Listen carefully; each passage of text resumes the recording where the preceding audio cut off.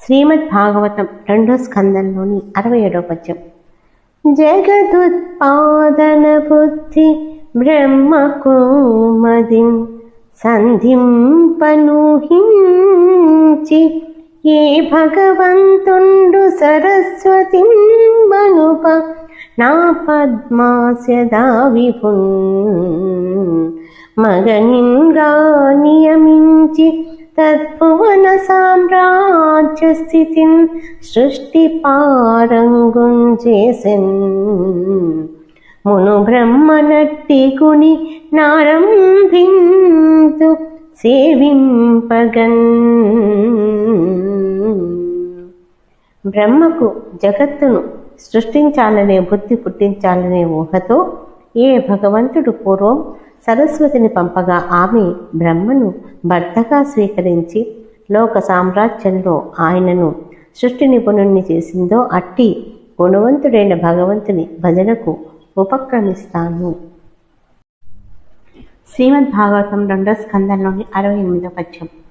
పూర్ణుండయ్యను మహాభూత పంచకయోగమున మేనులను పురములు సృజించి పురములలో నుండి పురుష భావం పునదీపించు నివ్వడు తీర వృత్తిన్ పంచభూతములను పదును కండేంద్రియములను ప్రకాశింపించి భూరి మహిమ షోడశాత్మకుండన శోభిల్లి జీవత్వ నృత్త వినోదంబు నెరపుచుండు అట్టి భగవంతుండవ్యయుండచ్యుతుండు మానసోదిత వాక్పుష్పమాలికలను మంజున వరస మకరంద మహిమలుట్ట శిష్ట హృద్భావలీలలం చేయుంగాత.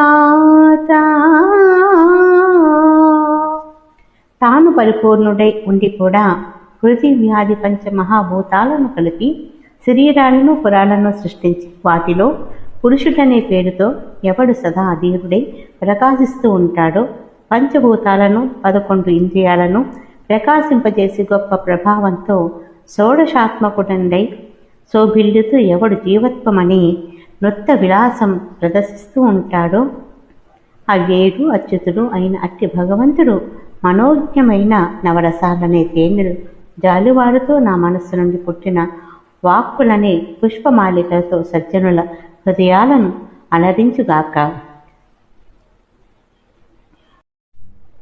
శ్రీమద్ భాగవతం 2వ స్కందంలోని 69వ పద్యం.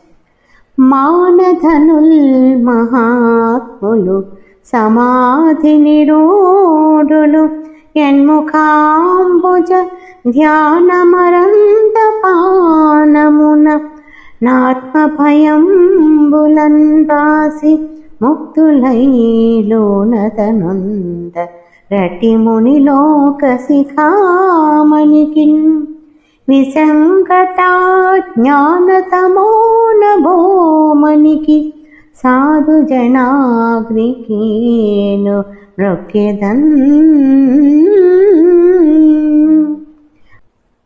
మానమే ధనముగా గలవారు మహనీయుడు సమాధినిష్ఠుడు ఏ మహామోహుని ముఖ పద్మ ధ్యానమనే తేనెలానుతూ బహిరైతులై భవబంధ విముక్తులే ప్రకాశిస్తారో అట్టి మునిజన మకుటాయమానుడు గాఢమైన అజ్ఞానమనే చీకటికి సహస్రబాణుడు శిష్టులలో ప్రధానుడు అయిన వ్యాస భగవానుడికి వందనములు ఆచరిస్తున్నాను.